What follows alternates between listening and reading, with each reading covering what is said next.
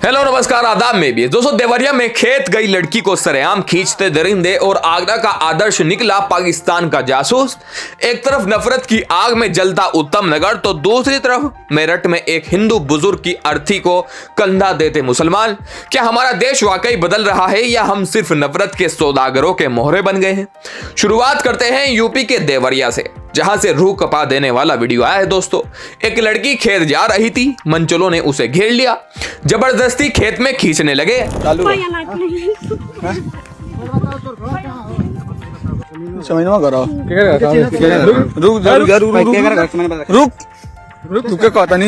वो लड़की हाथ जोड़कर चीखती रही, भैया प्लीज नहीं, लेकिन उन दरिंदों को रहम नहीं आया। शर्म की बात यह है कि पुलिस सिर्फ खाना पूर्ति कर रही है।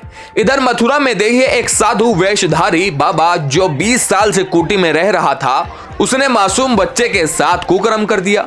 भीड़ ने बाबा को जमकर कूटा, लेकिन सवाल यह है कि धर्म के चोले में छिपे इन भेड़ियों को पहचानेंगे कैसे? नफरत का वायरस अब चलती ट्रेन तक पहुंच गया है दोस्तों। एक मुस्लिम युवक को जय श्री राम बोलने के लिए मजबूर किया गया, थप्पड़ मारे गए, लेकिन बोगी में बैठे यात्री तमाशा देखते रहे।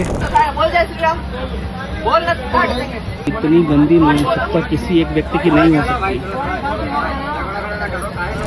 मुजफ्फरनगर में तो हद हो गई है दोस्तों। एक शख्स अपनी खरीदी हुई गायें घर ले जा रहा था, उसे गो तस्कर बताकर भीड़ जुट गई।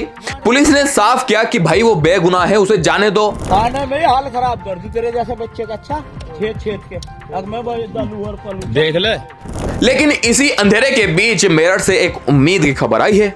80 साल के सूरज प्रकाश जी का जब निधन हुआ तो उनके मुस्लिम पड़ोसियों ने पिंडदान से लेकर अर्थी को कंधा देने तक बेटे का सारा फर्ज निभाया। शमशान तक राम नाम सत्य कहते हुए वही पड़ोसी ले गए। इसे कहते हैं असली हिंदुस्तान। दिल्ली के उत्तम नगर मामले में अब हाई कोर्ट ने दखल दिया है दोस्तों। आरोपियों के घर गिराने पर फिलहाल अंतरिम रोक लगा दी गई है। वहीं मुस्लिम पक्ष की महिला मीडिया के सामने आकर रो रो कर इंसाफ मांग रही है। कह रही है कि पुलिस उनकी बात नहीं सुन रही, मुझे इंसाफ के लिए मेरी आवाज उठाओ।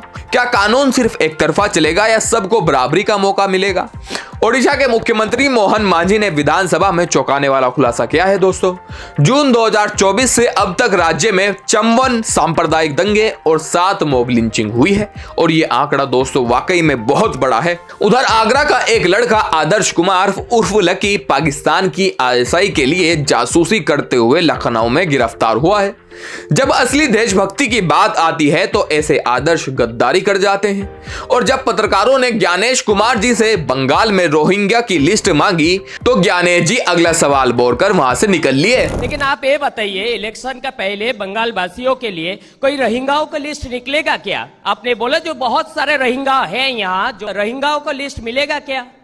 Sir my name is Rafiq sir from. आपको बताना चाहूंगा ज्ञानेश जी इलेक्शन कमीशन के चीफ हैं। सवाल यह है कि दावों की लिस्ट कहां है जिनका ये दावा करते हैं? मिडिल ईस्ट की जंग का असर अब आपकी रसोई तक पहुंच गया है दोस्तों। प्रियंका चतुर्वेदी ने सरकार को घेरा है कि देश में कमर्शियल एलपीजी की भारी किल्लत है। यूपी में गैस एजेंसियों पर लंबी लाइनें लग रही हैं। सरकार कह रही है सब ठीक है, पर जनता सड़कों पर है। आखिर सरकार सही आंकड़ा क्यों नहीं बताती है? और ज्ञानेश जी का ज्ञान देखिए आप, जिन्हें यह तक नहीं पता कि राष्ट्रगान और राष्ट्रगीत में क्या फर्क है। Our national song Jana Gana मन अधिनायक जय हे। जनगण मन और वंदे मातरम के बीच का अंतर भूलने वाली ये लफ्फाबाजी वाकई शर्मनाक है दोस्तों। असम में हेमंत बिस्वा शर्मा ट्रैफिक सुधारने के लिए एआई की बात करते हैं, लेकिन वीडियो में गाड़ियां गलत दिशा में चलती दिख रही हैं दोस्तों। क्या ये नया ट्रैफिक रूल है? उधर तिरुपति मंदिर जा रहा 21,000 लीटर घी का टैंकर आंध्र प्रदेश में पलट गया तो लोग मदद करने के बजाय बाल्टियां लेकर घी लूटने पहुंच गए दोस्तों।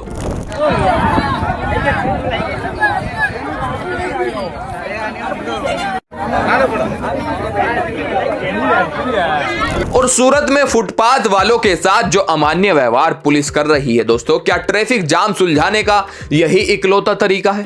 एक तरफ हम तिरुपति के घी के लिए बाल्टियां लेकर दौड़ते हैं तो दूसरी तरफ एक मजबूर लड़की भैया प्लीज वाली छींक को अनसुनी कर देते हैं। हम पाकिस्तान के लिए जासूसी करने वाले को तो लकी कह देते हैं, लेकिन साथ रहने वाले पड़ोसी पर शक करते हैं। जब तक हम धर्म और नफरत के चश्मे से अपराधी को देखेंगे तब तक बेटियां ऐसे ही असुरक्षित रहेंगी और गैस की लाइनें ऐसे ही लंबी होती रहेंगी। क्या आपको लगता है कि मेरठ के मुस्लिम पड़ोसियों जैसा भाईचारा ही इस देश को बचा सकता है? और क्या देवरिया की उस बेटी को कभी वो इंसाफ मिलेगा जिसकी वो गुहार लगा रही थी? कमेंट्स में अपनी बेबाक राय जरूर बताइएगा।